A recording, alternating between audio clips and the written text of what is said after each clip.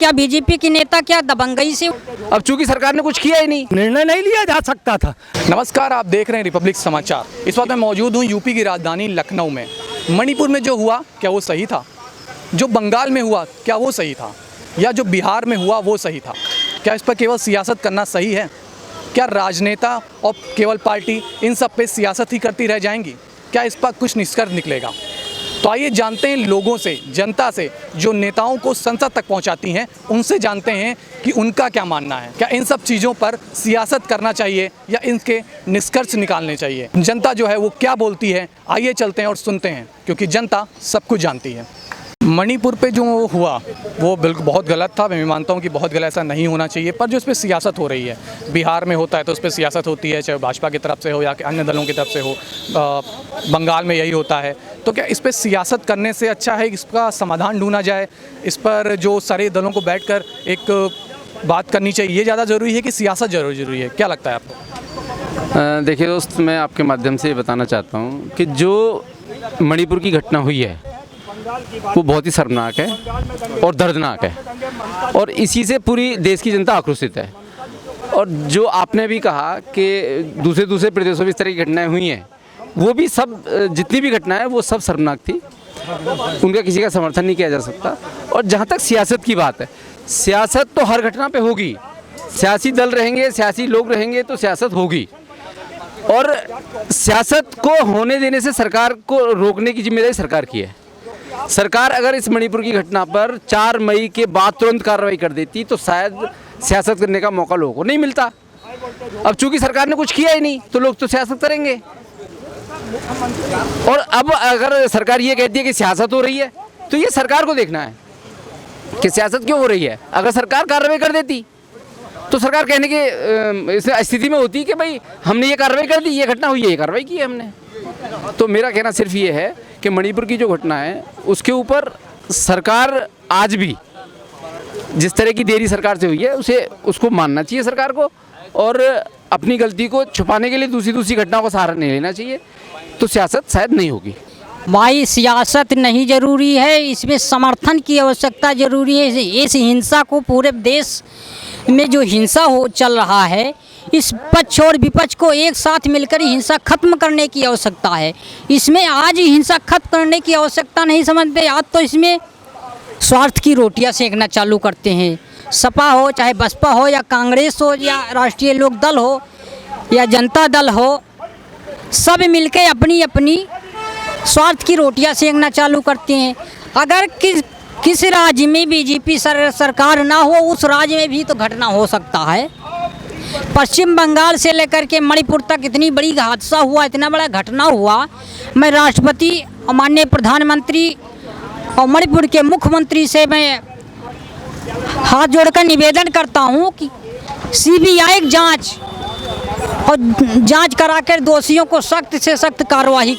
पहले तो मैं इस घटना को मैं निंदनीय करता हूं। ये घटना बहुत ही निंदनीय, इसके लिए मैं पूरे समाज के लिए ये इतनी अच्छी बात नहीं है। और पहली बात, हमारे आदरणीय मोदी जी और आदरणीय योगी जी का हम लोग शुक्रगुजार हैं कि यूपी में इतना अच्छा शासन चला रहे हैं। और मणिपुर घटना, ये विपक्ष की, अगर कोई घटना होती है तो विपक्ष को, सरकार को सहयोग करना चाहिए, ना कि विपक्ष को इसको ताना बुना बोलना चाहिए। और दूसरी बात मैं ये कहूँगा कि बंगाल में तो बीजेपी ने भी तो यही किया था। बंगाल बीजेपी ने भी तो ममता सरकार पे फिर सवाल उठाए थे। तो अगर आप ऐसा करेंगे तो फिर विपक्ष भी तो ऐसा ही करेगा। तो सवाल तरीके से उठाए ना, आप लोग उस पर नंगा नाच करना चाहिए। आप अच्छे सवाल उसी से उठा रहे जब संसद चल रहा है। आप संसद सत्र नहीं चलने दे रहे, इससे देश की कितनी दुर्दशा हो रही है। हाँ, ये तो गलत है कि संसद सत्र जरूरी, संसद सत्र जरूरी है। जब संसद सत्र चल रहा है उसी से में आप ये पे उठा रहे हैं। ये 2 महीने पहले, 3 महीने पहले घटना है इससे पहले। और दूसरी बात ये कि इस पे हमारे मोदी जी ने सख्त एक्शन लेने की बात बोली है। जो दोषी होगा उन पर सख्त कार्रवाई है। ये बीजेपी सरकार है, न झुकने वाली है न डरने वाली सरकार है। देखिए, एक चीज़ हम आपको बता दें, चार मौसैद भाई होते हैं, चाहे विपक्ष के नेता हों चाहे सत्ता के नेता हों। उनका काम हमेशा ये रहता है कि हम घोटाला करी, तुम हमारा पोल न खोलना, और तुम घोटाला करो कि हम तुम्हारा पोल न खोलें। बात जहाँ तक रही है, ये हिंदुस्तान का विपक्ष और जनता जो ये नाकाम है और दिमाग से पैदर हैं। दिमाग से पैदर इसलिए हैं, जब चाहे अपनी माँ बहन बेटी हो चाहे किसी दूसरे की माँ बहन बेटी हो, बहन बेटी होती है। दूसरी बात रह गई है, आज की परिस्थितियों में मणिपुर का हिस्सा लेके अगर ऐसी बड़ी निंदनीय घटना हुई है तो भारत सरकार के, मैं सुप्रीम कोर्ट के मुख्य न्यायाधीश से और माननीय भारत के राष्ट्रपति बहन श्री द्रौपदी मुर्मू जी से हम निवेदन करते हैं, उनसे गुहार लगा रहे हैं कि ये लोकतंत्र है और संविधान है तो हिंदुस्तान में दुनिया का, देश में और संसार में दुनिया कायम है, और संविधान ही हमारा महतारी बाप है जिसकी बदौलत से हम बोल रहे हैं, जिसकी बदौलत से हमारी इंडिया की पहचान है। इसको अपने संज्ञान सुप्रीम कोर्ट को अपनी निगरानी में जांच कराई जाए और जांच कराने के बावजूद में जो दोषी है उसको सजा सुनाई। उसको सज़ा सुनाई जाए और सज़ा सुनाने के बावजूद जो ये विपक्ष है उत्तर प्रदेश का, चाहे समाजवादी पार्टी हो चाहे बहुजन समाज पार्टी हो, ये सब सीबीआई से डर रहे हैं और अधिक से ज़्यादा एक संपत्ति में फंसे हुए हैं। आज जनता खुद अपनी स्वयं लड़ाई लड़ने पर तैयार है, जनता इनके सहारे नहीं है। यही देश के माननीय अटल बिहारी वाजपेयी जी ने एक वोट पर उनकी सरकार 1999 में गिर गई थी। उन्होंने देश को बड़ा माना था और संविधान को बड़ा माना था। और एक चीज़ हम आपको बता दें, इस अगर देश के प्रधानमंत्री माननीय राजनाथ सिंह जी या नितिन गडकरी जी होते तो ये देश का दुर्दशा नहीं होता, क्योंकि वो लोग एक विचारधारा के हैं, पढ़े लिखे हैं और सामाजिक हैं और संस्कारिक हैं। नहीं होनी चाहिए, दुर्भाग्यपूर्ण है, दुर्भाग्यपूर्ण है। अगर कहीं कोई अप्रिय घटना घट रही है तो उसमें सरकार जिम्मेदार है ही, पब्लिक का भी रोल, बहुत बड़ा रोल होता है, सियासी पार्टियों का रोल होता है, उनको भी एक मतलब वो देना चाहिए, सहयोग करना चाहिए। ऐसे नहीं होना चाहिए। अगर सभी लोग एकजुट होकर ऐसा काम करें तो कोई आतताई ऐसी दरंगी कहीं नहीं कर सकता है। विपक्ष और जो सत्ता दल है, जो भारतीय जनता पार्टी या एनडीए, उसको एक साथ आकर हिंसा के खिलाफ लड़ना चाहिए। मुझे बिल्कुल लड़ना चाहिए, लेकिन आपको ये भी पता होगा अभी सरकार एक नया कानून लेगा, यूसीसी क्या है? सबकी एक नागरिक यूनिफॉर्म सी बोल है ना, तो सबके हित के लिए है। लेकिन इसमें विपक्ष हल्ला कर रहा, क्यों हल्ला कर रहा भाई? अगर सरकार कोई नियम बना रही, कोई कानून बना तो आप उसमें आंदोलन कर रहे हो, विरोध कर रहे हो। विरोध नहीं होना चाहिए। विरोध होना चाहिए, नहीं होना चाहिए बिल्कुल। सरकार एनआरसी लाई, उसके लिए आप विरोध करोगे। सरकार यूसीसी लाएगी, उसके लिए विरोध करोगे। सरकार कोई कानून बनाएगी, उसके लिए भी। अभी जो मणिपुर में घटना घटी, अगर एक को फांसी दे दिया जाए, यही विपक्ष के लोग खड़े होकर धरना देना शुरू कर देंगे। नहीं मानना चाहिए उसको, नहीं करना चाहिए इसको। क्यों नहीं करना चाहिए भाई? घटना हुई है, नहीं होना चाहिए, निंदनीय है, लेकिन कोई भी नहीं बचेगा। लेकिन प्रधानमंत्री जो हैं देश भर में जा रहे हैं, बाहर विदेश जा रहे हैं, अमेरिका जा रहे हैं, फ्रांस जा रहे हैं, पर एक बार मणिपुर भी उन्हें जाना चाहिए। जो हिंसा हुई है उस हिसाब से जाना चाहिए। डेफिनेटली जाना चाहिए। वो देश के प्रधानमंत्री, उनको जाना चाहिए, इस चीज़ का संज्ञान लेना चाहिए। लेकिन उनको संज्ञान इस चीज़ का है। लेकिन सबसे बड़ी बात, देश भी तो देखना। वहाँ के माननीय गृह मंत्री जा चुके हैं, दौरा कर चुके हैं। लगभग 80 दिनों से हिंसा चल रही है। नहीं होना चाहिए। मैं तो फिर भी कह रहा हूँ, नहीं होना चाहिए। वहाँ पे तत्काल रूप से राष्ट्रपति शासन लगा देना चाहिए था। राष्ट्रपति शासन लगना चाहिए। तुरंत लगना चाहिए। लग जाए, उसके बाद सरकार को कार्रवाई करना चाहिए। 2024 के लिए क्या देखते हैं? ये जो मणिपुर वाला केस है, क्या ये इफेक्ट डालेगा तो लोकसभा चुनाव पे? देखिए, ये 2024 और मणिपुर को एक साथ जोड़ के मत देखिए। 2024 अलग मुद्दा है। जो विपक्ष है इससे मुद्दा बना के उसको चुनाव लड़ेगा ना। 2024 का चुनाव लड़ने वाला है विपक्ष जो है, वो इसको मणिपुर को बहुत बड़ा मुद्दा बनेगा उसका। मेरा कहने का मतलब है, अगर विपक्ष इतना बड़ा संवेदनशील है इस चीज़ के, तो विपक्ष कहीं कर्नाटक में रैली कर रहा है, जनसभाएं कर रहा है, इंडिया नाम का नाम वो बना रहा अपना, कहीं बंगाल में बना रहा है, कहीं बना रहा है। तो विपक्ष अगर इस चीज़ से संवेदनशील है, फिर पब्लिक में और मीडिया के सामने ये कह देना कि नहीं मणिपुर जल रहा है, 40 दिन से जल रहा, सरकार नहीं, गलत है, नहीं करना चाहिए। राजनीति इस पर नहीं होनी चाहिए। अगर किसी बेटी बहन के साथ ऐसा कुछ हुआ तो गलत हुआ, नहीं होना चाहिए। मैं फिर भी कह रहा हूँ, निंदनीय है। लेकिन सरकार की इसको कड़ी से कड़ी कार्रवाई करनी, और कार्रवाई जरूर होगी, निश्चित रूप से होगी। आप भी देखेंगे, हम भी देखेंगे। फिर यही विपक्ष चिल्लाएगा कि ऐसा शासन नहीं करना चाहिए, ऐसी सजा नहीं देना चाहिए। देखिए, फिर स्वर बदल जाएंगे वहीं पे। लेकिन कुछ कार्रवाई तो करनी चाहिए। बिल्कुल करनी चाहिए, कार्रवाई होगी भी। 2 दिन 1 दिन के अंदर ही कार्रवाई होगी। जितने भी आतताई सब पकड़े जाएंगे, अच्छी खासी सजा मिलेगी उनको। चीज़ बताइए, जो मणिपुर में हुआ, बिहार में हुआ और बंगाल में हुआ, जो हिंसा हुई, क्या उस पर सियासत करना ज़रूरी है? क्यों? अगर सारी पार्टियां साथ में आएँ और देश को इन सब हिंसा से दूर करने की कोशिश करें, वो ज़्यादा सही है, या इस पर अलग अलग नेता अलग अलग पार्टी के सियासत करें, वो सही है? आपको क्या लगता है? देखिए, आपका सवाल बहुत गंभीर है। सियासत की परिभाषा और सियासत के प्रति व्यक्ति और समाज की सोच और पार्टियों का जो मार्गदर्शन है, ये काबिले गौर है। वो ऐसा मामला है जो मानवीय इतिहास को कलंकित करता है। वो ऐसी मामला है कि वो मेरे मान सम्मान को प्रभावित करता है। वो ऐसा प्रकरण है जिसे सारी परंपरा भारत की मताहत होती है। ये गंभीर चैप्टर है, लेकिन सियासत कौन करता है, सवाल आपका यहाँ अब आ गया मूल बिंदु पर कि सवाल सियासत और कौन, तो सियासत तो भारतीय जनता पार्टी करती है। लेकिन जो क्या नाम है मणिपुर में हुआ, तो मणिपुर में अखिलेश यादव विपक्ष जितना भी उसने सवाल उठाया, चलिए ठीक है उनकी पार्टी ने। बंगाल में हुआ तो बीजेपी ने उठाई। वही मैं जानना चाह रहा हूँ कि जब जैसे किसी अन्य की राज की पार्टी में होता है तो दूसरी पार्टी उठाती है, अगर मणिपुर में हुआ तो विपक्ष ने उठाया, बंगाल में हुआ तो भाजपा ने उठाया। क्या ये सियासत जरूरी है? अगर इस सारी पार्टी एक साथ आए, सारी वो इन मुद्दे, जितने बिहार, बंगाल और जितने आप अदर स्टेट का आपने इस मणिपुर की घटना से आप जोड़ कर देखते हैं, ये आप अपने दिल से सवाल पूछिए कि मणिपुर की घटना और पश्चिमी बंगाल की घटना से कहीं कंपैरिजन किया जा सकता है? वहाँ भी तो लोग एक मिनट सर, सवाल अभी आपका जवाब मैं पूरा नहीं कर पाया हूँ। दूसरा, बिहार की जो घटना हुई है, उस बिहार की घटना से हम मणिपुर के घटना का कंपैरिजन कर सकते हैं? अब सवाल आपका तीसरा है कि राजस्थान के घटना से हम मणिपुर की तुलना कर सकते हैं, जहां भारत की सरहद खतरे में है, जहां भारत की इंसानियत खतरे में है, जहां भारत की परंपरा खतरे में है, जहां देश की अखंडता खतरे में है, आप वहां दूसरे को सियासत की नसीहत देते हैं। आप किस यूनिवर्सिटी के छात्र हैं साहब? आप किस यूनिवर्सिटी में आपका एडमिशन हो गया जो दूसरे नेता का उस यूनिवर्सिटी में एडमिशन नहीं हुआ? हाँ, एक यूनिवर्सिटी थी, आपके पास एक यूनिवर्सिटी है जिस यूनिवर्सिटी में किसी नेता का एडमिशन नहीं हो सकता।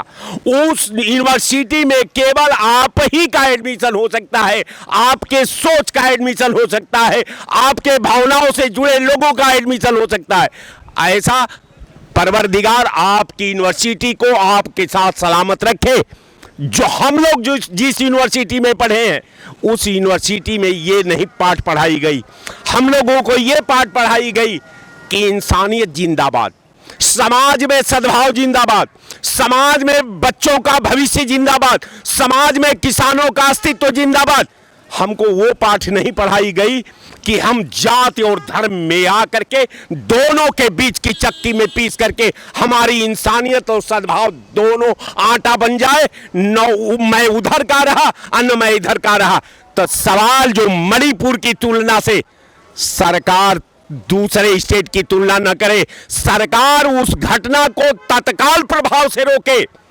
ये सरकार के लिए, ये सरकार की क्षमता पर सवाल है, ये सरकार की व्यवस्था पर सवाल है, ये प्रधानमंत्री पर सवाल है, वहां का गवर्नर पर सवाल है, वहां का डीजीपी पर सवाल है, भारत सरकार का गृह मंत्री पर सवाल है। और ये सवाल हल्का नहीं, इसका सब जवाब देना पड़ेगा। इसका जवाब देना पड़ेगा इस सरकार को कि आप 84 दिन से प्रदेश जल रहा था मणिपुर, और भारत की सारा जितना इसके फिगर थे, जितने प्रशासनिक ढांचा थे, उसके चेयरपर्सन क्या कर रहे थे, उनकी जिम्मेवारी क्या थी? हम नहीं समझते कि जो मणिपुर को नहीं कंट्रोल 10 मिनट में कर सकता, वो दूसरे देश से कैसे लड़ेगा? हमको तो दूसरे देश को भी देखना है। तो जब हम अपने भाई को ही नहीं मना पा रहे हैं, तो हम पाकिस्तान से कैसे लड़ेंगे? हम चीन से कैसे लड़ेंगे? ये सवाल है साहब। और इस मामला को आप हल्का मत लीजिए।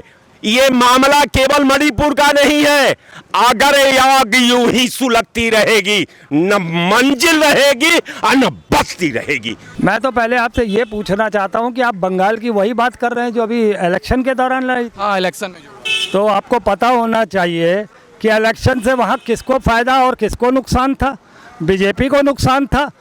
ममता पूरी ताकत से 2 बार विधानसभा चुनाव में आई है, सत्ता में आई है 2 बार, देखिए वो 2 बार की सरकार चला चुकी है ना, 19 में और उससे पहले 14 में, ठीक।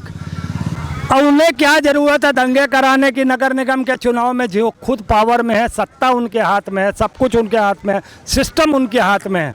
तो ये जिस तरीके से नरेंद्र मोदी के और उनके लोगों ने जिस तरीके कहना चाह रहे हैं जो बंगाल में हुआ वो भी केंद्र सरकार का ही था। बीजेपी का किया दिया, वहाँ पे कारण बता देता हूँ, सुन तो लीजिए ना आप सब कुछ, बताइए बिल्कुल बताइए। बार बार इंटरप्ट मत करिए। देखिए वहाँ पे जो चुनाव हुए उसमें भाजपा ही दोषी, क्योंकि कराने रीज़न है वो 2024 को अपना उज्जवल करना चाह रही थी, वो यहाँ पर सीटें बढ़ाना चाह रही थी नगर निगम के चुनाव में, मगर नतीजा क्या निकला, मात्र 63 सीटों में रुक गए। सभी छोटे बड़े नगर निगम के चुनाव में मात्र 63 सीटों पर रुक गए भारतीय जनता पार्टी।